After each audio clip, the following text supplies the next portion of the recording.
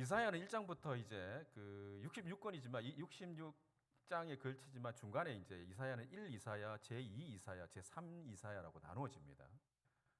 사실 이제 이사야가 살아 있었던 시기로 봤을 때는 제1 이사야의 범위라고 볼 수 있습니다. 그런데 1장에서 39장에서 나오는 핵심적인 어떤 내용의 반복은 뭐냐면 하나님이 심판하시고 또 심판하신 이스라엘을 회복하시고 구원하신다라는 이야기가 반복적으로 나오고 있습니다. 특히 지금 이제 오늘 우리 본문에서 나오는 이 본문이 바로 하나님의 구원, 희망에 대한 이야기가 여기서 나오는 것이죠. 특히 이제 이 1장부터 39장까지 2장과 9장과 11장은 하나님의 회복, 구원에 대한 이야기가 나옵니다. 여러분이 지금 이제 우리가 굉장히 중요한 성경을 읽고 있는데 예언서죠. 여러분 예언서라는 것을 어떻게 이해하고 계시나요? 성경에 많은 예언서들이 있습니다. 서신서도 있지만 또 일반적으로 예언서가 참 중요한 역할을 하는데 예언이라는 것 뭘까? 성경에서 하나님께서 우리에게 주시는 이 예언은 우리가 말하는 하나님께서 주시는 이 예언은 결정론적인 것이나 아니면 운명론적인 어떤 그런 의미가 아닙니다. 우리는 착각하는 게 뭐냐면 예언이라는 것은 이미 미래에 일어날 일, 이런 일이 일어나기 때문에 너희는 굳이 뭐 그렇게 힘써 싸울 필요도 없고 대충 살아. 어차피 끝이 이럴 거야 라는 그런 어떤 우리가 점치는 점쟁이에 가서 우리 인생을 답을 얻으려고 하는 그런 운명론적인 이야기가 아니라는 것이죠. 하나님께서 이스라엘 백성들에게 이 예언을 보여주셨던 이유가 뭐냐면 너희들이 오늘 어떻게 살아야 되는 것을 말씀하고 있다는 것입니다. 너희들이 미래에 이러한 어떤 행복 아니면 이러한 심판에 받기 위해서 먼저 하나님께서 이 예언을 통하여 이렇게 산다면 너희들은 이렇게 살지 이러한 어떤 결과를 초래하지 않을 것이라는 것을 말씀해 주는 것이 예언이라는 것입니다. 우리가 이제 인생의 경험을 통해서 우리 자녀들에게 가끔씩 충고를 주고 또 조언을 줍니다.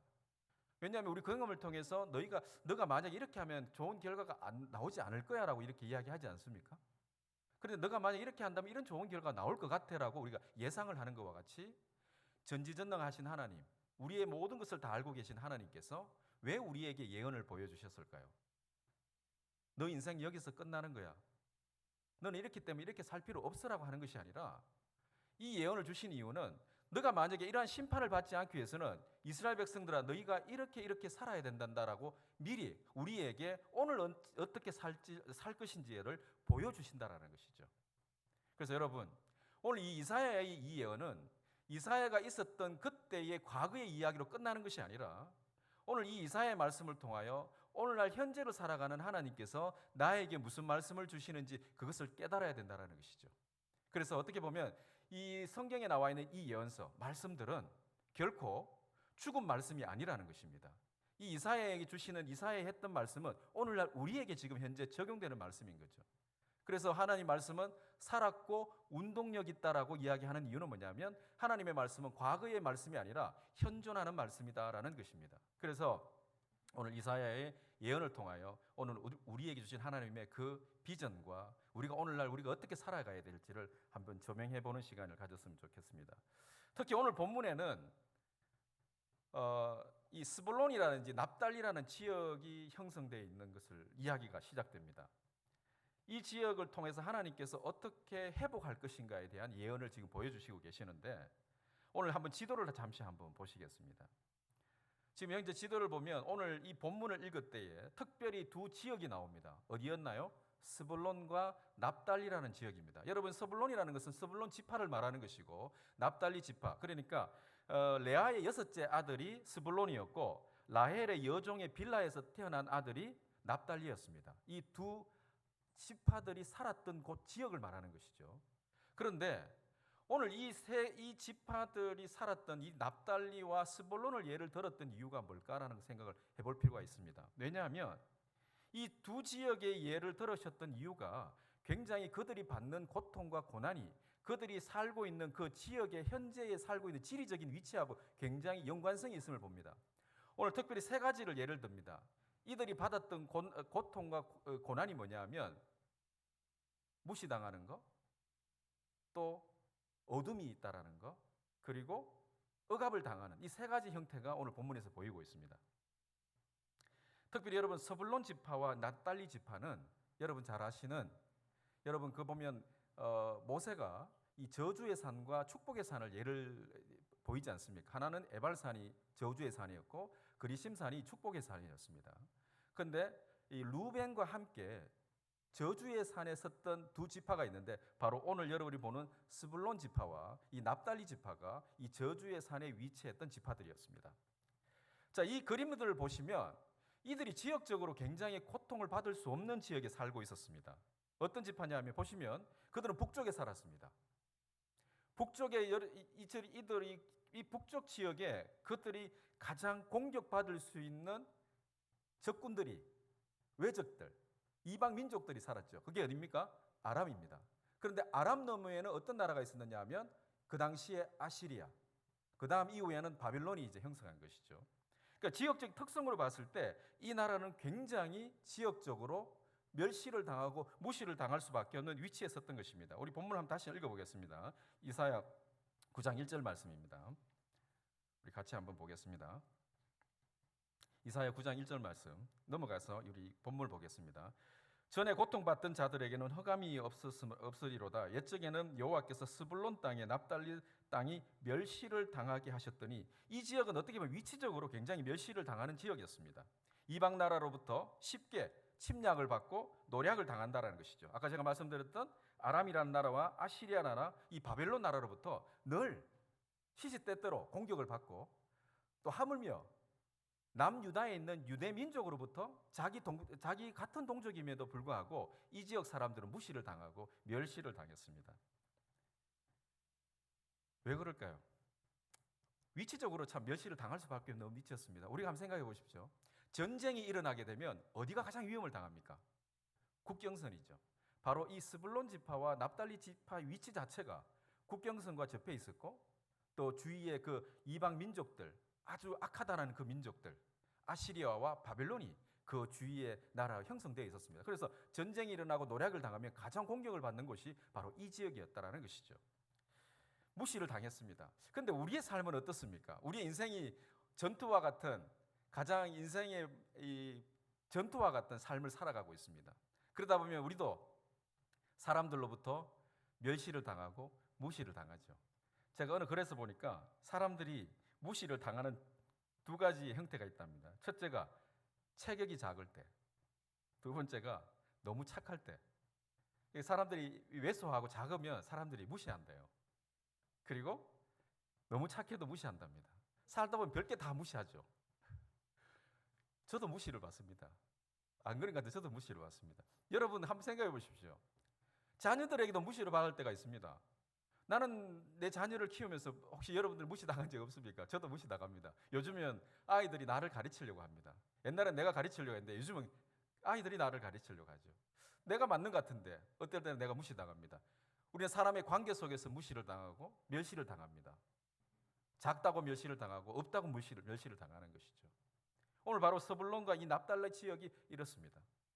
이제 무시를 당하다 보니까 지나가는 개까지 강아지까지 나를 무시합니다. 그래서 우리 그렇지 않습니까? 갑자기 강아지가 나한테 막 짖고 다른 사람한테는 안 짖는 거죠. 제가 최근에 TV에 보니까 이 집안 식구들에게 이 강아지가 무시를 하는 딱 한 사람이 있는데 딸하고 엄마하고는 무시 안 하는데 그 집 아버지를 그렇게 무시한대요. 근데 그 알고 보니까 이제 그 전문가가 나와서 그 이야기를 하더라고요. 왜 이 두 딸하고 엄마는 이 강아지 이 집에 있는 강아지가 이 무시를 안 하는데 짖지도 않았는데 아버지만 보면 맨날 짖는데요. 근데 알고 보니까 아버지가 늘 엎드려 있더랍니다. 그래서 강아지가 엎드려 있는 강아지를 늘 무시한답니다. 엎드리지 마십시오. 그래서 개 훈련시킬 때 절대로 사람이 바닥에 엎드려 있으면 늘 무시를 당한답니다. 이 개도 사람을 무시하는 것 같아요. 자, 우리가 작거나 남들 보기 외소해 보면 우리를 무시할 때가 있다는 것이죠. 우리가 결코 주님 안에서는 사람을 무시해서는 안 되고 멸시해서도 안 됩니다. 그런데 우리는 사람이 없다고 무시하고 작다고 멸시하는 것이죠. 예수님도 어떻게 보면 이 땅에 오셔서 멸시를 당하시고 고초를 당하셨습니다. 그렇지만 그 멸시와 그 고초 가운데 주님께서는 끊임없이 그의 사역을 감당하셨음을 볼 수가 있습니다.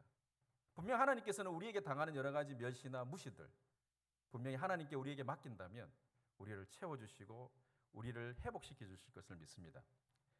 두 번째 이 납달리 지역과 스불론 지역에 나타났던 두 번째 특징이 뭐냐면 어둠이었습니다. 어둠. 한번 본문을 읽어보겠습니다. 이사야서 9장 2절 말씀입니다.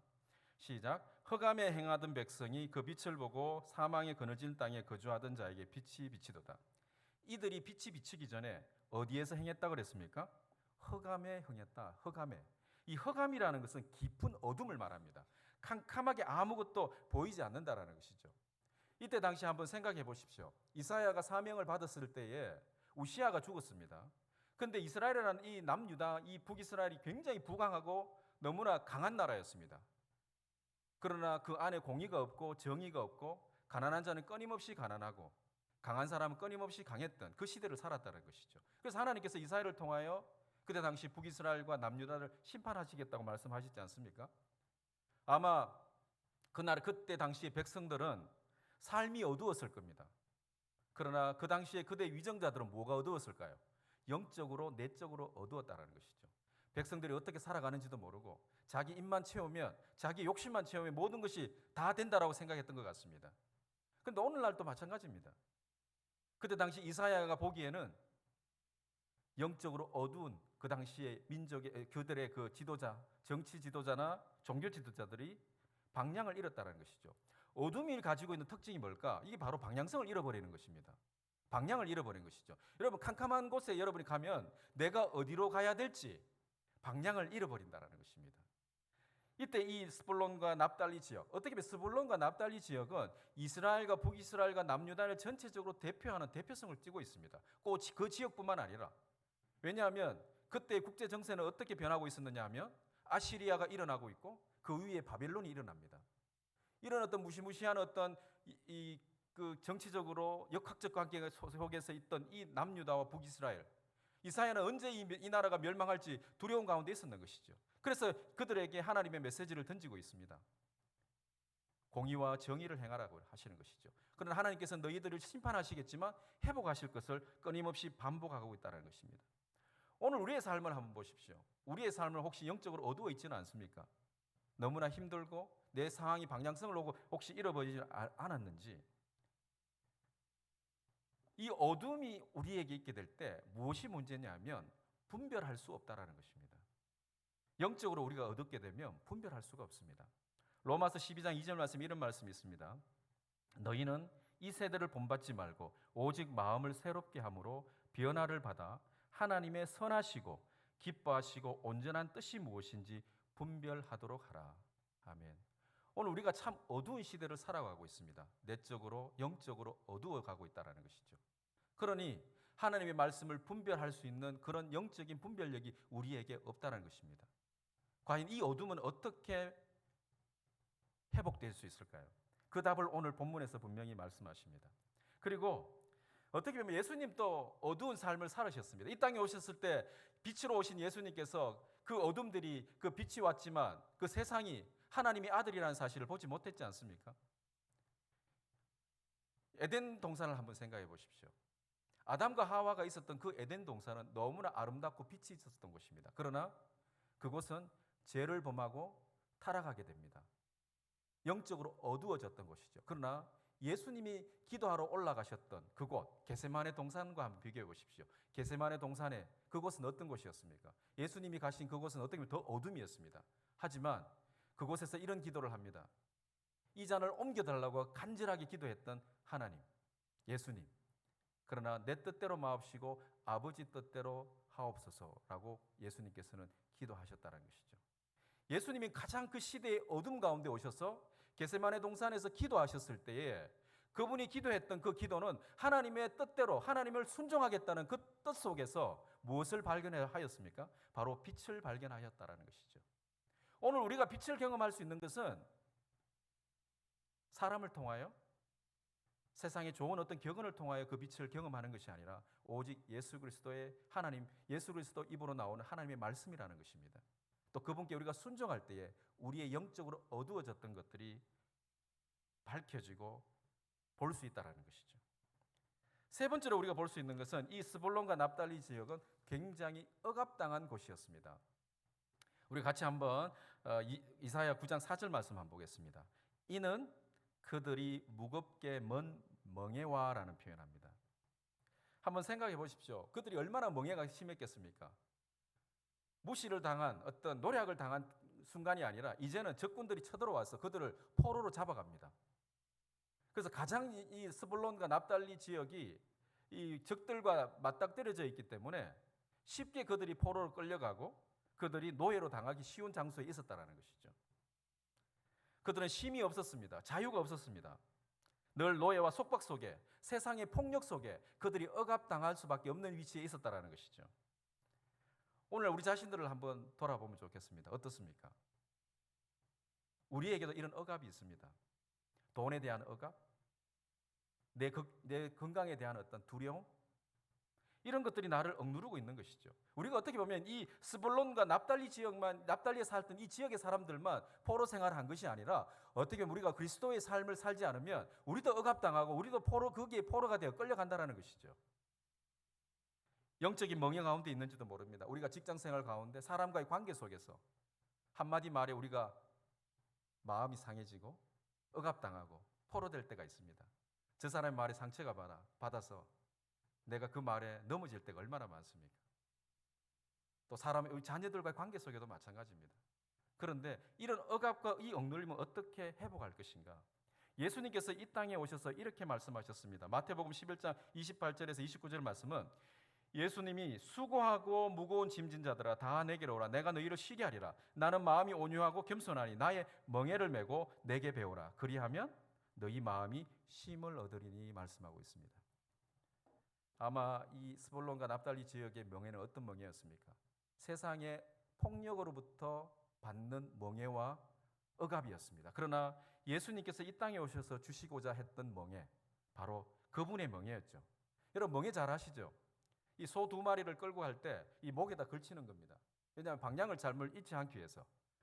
그러나 오늘 우리의 삶은 어떤 멍에를 메고 계신가요? 주님이 주시는 그런 가볍고 겸손한 멍에를 메고 계신가요? 아니면 세상의 멍에를 메고 지금도 걸어가고 있습니까? 오늘 주님께서 주시는 말씀은 바로 이 멍에, 세상의 멍에가 아니니 세상의 돈의 멍에나 세상의 어떤 억압의 멍에, 사람과의 관계 속의 멍에를 메지 말고 누구의 멍에를 메라고 하셨나요? 주님의 멍에를, 나하고 같이 그 멍에를 같이 메고 가자라고 마태복음 11장 28절 29절에 말씀하고 있습니다. 이런 어떤 스불론과 납달리 지역을 회복할 수 있는 비전을 이사야가 지금 보여주고 있습니다. 그 비전이 뭘까? 이사야가 본 이스라엘 회복의 메시지, 바로 한 아기에 대한 이야기가 나옵니다. 무시당하고 멸시당하고 어둠 가운데 있었던 납달리, 억압과 압제 가운데 있었던 스불론과 납달리 지역에 이 문제를 해결할 수 있는 유일한 해결책을 이사야가 본 이상 가운데 뭘 발견하느냐 하면 한 아기에 대한 이야기가 나옵니다. 한번 본문 말씀을 같이 읽어보도록 하겠습니다. 이는 한 아기가 우리에게 낳고 한 아들을 우리에게 주신 바 되었는데 그의 어깨는 정사를 메었고 그의 이름은 기묘자라 모사라 전능하신 하나님이라 영존하시는 아버지라 평강의 왕이라 할 것임이니라. 아멘. 이들에게 주신 회복의 메시지는 바로 한 아기에 대한 이야기입니다. 차라리 어른을 주시면 좋겠는데 왜 아기일까? 이것은 어떻게 보면 하나님께서 회복을 이루어 가실 때 천천히 때를 두고 이루어 가시는 하나님의 모습을 우리가 여기서 우리 짐작해 볼 수가 있습니다. 한 아들을 통하여 한 아기를 통하여, 여기서 정사라는 것은 통치를 의미합니다. 이 납달리와 이 스불론 지역은 누가 멍에를 메고 누가 통치를 하려고 했나요? 이방 민족들이었죠. 큰 민족들. 그 당시에 가장 큰, 그래서 이사야는 이러한 민족들을 루아야단이라는 표현을 합니다. 그러니까 이제 그 당시에 이제 이 거대한 어떤 짐승과 같은 이런 어떤 의미를 가지고 있는데, 이것이 어떻게 보면 국가적인 어떤 권력이나 힘을 의미하는 것이죠. 바로 이 남유다와 북이스라엘 너머에 있는 거대한 민족들은 아시리아와 바벨론이었습니다. 이들이 침략하여 완전히 노략하고 그 땅을 초토화시키고 힘없는 이 이스라엘의 모습을 오늘 이 본문에서 볼 수가 있습니다. 그럼에도 불구하고 이들에게 소망을 주셨습니다. 무엇이었습니까? 한 아기에 대한 이야기를 본문에서 할 수 있다는 것이죠. 본문에서 말씀하고 있습니다. 이 아기가 이제는 너희들을 다스리시고 통치하신다라는 것입니다. 그가 기묘자가 되고 그가 바로 묘사이다라는 것이죠. 우리의 상담자가 되시고 우리의 위로자가 되시고 우리의 통치자라는 것을 오늘 본문에서 말씀하고 있습니다. 그분이 바로 평강의 왕이시며 영존하신 아버지라는 것입니다. 그래서 이분을 과연 누구라고 이야기하고 있나요? 바로 예수 그리스도라는 사실을 오늘 이 본문에서 우리는 찾아볼 수가 있습니다. 여러분, 무시당한 것들, 영화로워지고 어둠 가운데 있던 우리 자신이 빛으로 나아가고 억압되어 있는 것이 자유와 즐거움을 회복할 수 있는 유일한 길은 이 아기를 통하여 한 생명을 통하여 하나님이 회복해 주시겠다는 약속을 하셨다는 것이죠. 그래서 이사야가 전반적으로 흐르고 있는 메시지가 뭐냐면 남은 자에 대한 이야기입니다. 거루투기. 그 거루투기가 누굴 상징하느냐 하면 예수 그리스도를 상징하고 있습니다. 가장 대표적인 거루투기, 남은 자. 그를 통하여서 이스라엘을 회복해 주시겠다라는 이야기를 이사야를 통하여 예언하고 있다는 것이죠. 이제 이사야가 했던 예언은 약 800년 후에 예수 그리스도가 성육신하시는 놀라운 사건이 일어나게 됩니다. 그래서 예수님께서 이 땅에 오셔서 성육신하셔서 가장 먼저 가신 곳이 어디냐면 이 납달리와 스불론 지역이었습니다. 우리 본문 말씀 한번 보겠습니다. 이것이 바로 마태복음 4장 13절에서 17절 말씀에 나오는 말씀입니다. 같이 읽어보겠습니다. 시작. 나사렛을 떠나 스불론과 납달리 지경 해변에 있는 가브나움에 가서 사시니 이는 선지자 이사야를 통하여 하신 말씀을 이루려 하심이라 일렀으되 스불론 땅과 납달리 땅과 요단강 저편의 해변길과 이방 갈릴리여 흑암에 앉은 백성이 그 빛을 보았고 사망의 땅과 그늘에 앉은 자들에게 빛이 비추었도다 하였느니라. 이때부터 예수께서 비로소 전파하여 이르시되 회개하라 천국이 가까워왔느니라 하시더라. 아멘.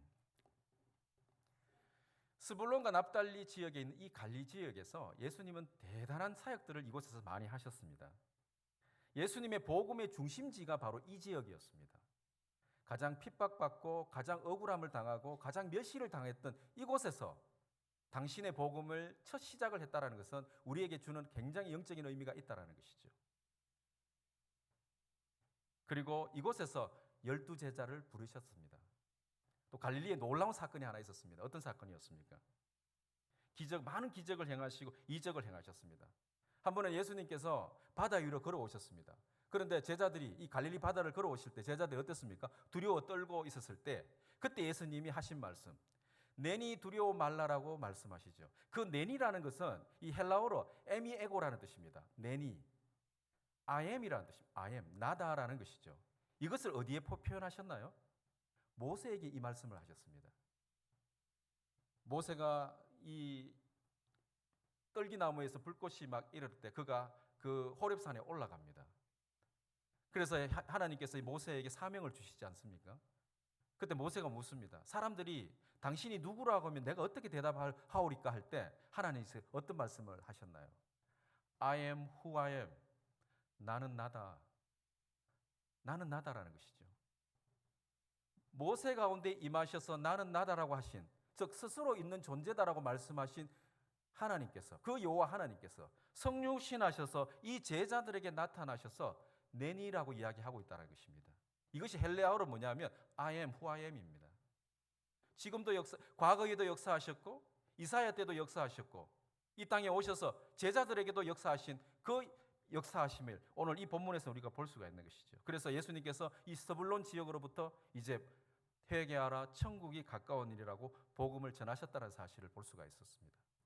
여러분, 비록 우리 마음이 어둡고 비록 우리 마음이 억울함을 당하고 우리 삶이 늘 치여 사는 것 같이 힘들고 어렵지만 그 가운데 누가 오신다는 것인가요? 예수 그리스도께서 우리에게 임하신다는 것입니다. 우리를 회복할 수 있는 유일한 길은 뭘까요? 바로 하나님이며 그 하나님의 성령, 하나님의 말씀이며 그 말씀을 우리를 살리신다는 것입니다. 이 억울한 이 땅, 스불론과 같은 오늘 우리 이 시대를 살아가고 있습니다. 어떻게 보면 우리가 스불론 지역이나 납달리 지역 다를 바 없습니다. 늘 힘들고 어렵고 내가 했는 일마다 다 꼬이고 괴로움 위를 당하고 무시당할 때 여러분 이 회복의 길이 어디서 시작된다는 것인가요? 바로 예수 그리스도를 통하여 시작된다는 것입니다. 그래서 이 땅 지역에 이 지역에 한 아기가 태어남을 이사야는 예언을 했다는 것입니다. 자, 그러면 이어서 우리의 사명은 뭘까? 이사야가 예언했던 것은 이제 이것으로 끝나는 것인가? 그것이 아니라는 것입니다. 오늘 우리 이사야서 8장 18절 말씀을 우리가 한번 읽어보겠습니다. 보라, 나와 및 여호와께서 내게 주신 자녀들이 이스라엘 중에 징조와 예표가 되었나니 이는 시온산에 계신 만군의 여호와께로 말미암는 것이니라. 아멘. 이 바울의 신학의 명제가 있습니다. 바울이라는 우리 이 서신서에 최고의 많은 서신서를 신약에 썼지 않습니까? 바울의 최고의 명제가, 신학적인 명제가 뭐냐면 이미 그러나 아직이라는 뜻을 가지고 있습니다. 이 말은 어떤 의미냐면 already but not yet. 이미 이루어졌지만 아직 완전하지 않다라는 의미를 가지고 있습니다. 이게 어떤 말? 이미와 아직의 어떤 그런 굉장한 긴장 관계에 있다라고 이야기합니다. 그 이유는 뭐냐면 선지자들을 통하여 예언을 하셨습니다. 그 예언의 완성된 것이 누구로부터 시작되었습니까? 예수 그리스도로부터 시작된 것이죠. 그리고 그 완성이 이루어졌습니다. 그러나 그 완성이 완전하게 이루어질 때는 언제인가요? 예수님께서 이 땅에 다시 오는 그 재림 때라는 것입니다. 그래서 바울의 신학의 가장 중심적인 메시지가 뭐냐면 이미 그러나 아직이라는 것입니다. 완전히 이루어졌지만 또 그 완성된 길을 완성된 것을 이루어 간다는 뜻이겠죠. 그래서 여기서 내게 주신 자녀들이라는 것, 이사야가 지금 보고 있는 내게 주신 자녀들은 어떻게 보면 이사야가 두 아들을 두었습니다. 그 두 아들을 의미하는 동시에 이것은 이사야가 본 이 아들들은 이사야 두 몸에서 태어난 두 자녀뿐만 아니라 이스라엘의 후손을 의미하는 것이죠. 그리고 이 사도 요한은 끊임없이 내 자녀들아, 내 자녀들아라는 표현을 합니다. 이 자녀들은 우리 육신의 자녀가 아니라 영적인 자녀라는 것이죠. 이 자녀들이 해야 할 일이 뭘까요? 이제 예수님께서 성육신하실 때까지 오셨던 그때 이사야와 예수님이 오신 성육신 사이에 이스라엘의 많은 자녀들이 예표와 징표가 되었습니다. 자, 그러면 예수님께서 오시고 난 이후에 이제 다시 재림하실 때 그때까지 또 그 자녀들과 그 자녀들을 통하여 우리에게 징표가 되고 예표가 된다라는 것이죠. 누구의 오심을요? 예수 그리스도가 다시 오심을. 그러면 오늘 이 말씀 속에서 우리 이스라엘의 오늘날 우리의 징조와 예표의 자녀들은 누구이겠습니까? 바로 나 자신을 포함하여 나의 자녀들이며 오늘날 우리 교회라는 것입니다. 그래서 어떤 신학자는 에클레시아 속의 에클레시아라고 이야기합니다. 교회 속의 교회라고 이야기하는 이유는 뭐냐면 이 자녀들은 영적인 자녀들, 바로 교회를 의미한다라고 해석을 했던 것을 보았습니다. 하나님께서는 이 복음을 우리에게 맡기셨습니다. 12제자에게 맡기셨던 것을 이제 그 복음이 우리에게 왔다는 것이죠. 하나님의 온전한 그 예언의 성취, 주님이 오실 그날까지 이 맡기셨던 사명이 어디에 맡기셨겠습니까? 바로 우리 믿는 자들, 남은 자들을, 또한 우리 남아있는 이 교회들을 향하여 이 숙제를 남겨두셨습니다. 그분이 오실 때까지. 그렇다면 우리가 이 사명을 이루어가기 위하여 우리는 지금도 기도해야 되고 이 일을 위하여 힘써 싸워야 된다는 것입니다. 이 시대에 억압받는 사람들이 있습니다. 이 주위에 멸시당하는 사람이 있습니다. 이런 자들을 위하여 이 교회가 무엇이 되어야 된다는 것일까요? 빛이 되어야 된다는 것이고 그들의 위로가 되어야 되고 그들에게 친구가 되어주라는 것이 오늘 우리에게 주신 사명이라는 것입니다. 그런데 우리가 감사하게도 오늘 여러분 이사야 9장 7절 말씀을 제가 읽어드리겠습니다. 마지막 절입니다. 그 정사와 평강의 더함이 무궁하며 또 다윗의 왕자와 그의 나라에 군림하며 그 나라를 굳게 세우고 지금 이후로 영원히 정의와 공의로 그것을 보존하실 것이라. 만군의 여호와의 열심히 이를 이루시리로다. 아멘. 나의 열심, 나의 의지가 아니라 누구를 통해 이걸 이루신다고 하셨습니까? 하나님의 열심이라는 것입니다. 참으로 감사하지 않습니까? 내가 비록 부족하고 내가 비록 연약하지만 하나님께서는 나를 통하여 그분을 열심을 가지고 이 일을 이루시겠다라는 것입니다. 오늘 우리 자녀들이 이런 거루튀기가 되기를, 오늘 우리 자녀들이 이 남은 자의 사상을 가지는 우리 자녀들이 되기를 여러분 기도하시기 바랍니다. 또한 우리 교회가 그러한 남은 교회로서 이 지역에 빛을 밝히고 어둠을 밝히고 멸시당하는 자에게 위로가 될 수 있는 교회가 되어야 된다는 것이죠. 그것이 오늘날 우리 교회에게 맡기신 사명입니다. 그것을 위해 우리가 합심하고 기도해야 되며 우리 교회의 존재의 목적이라는 것이죠.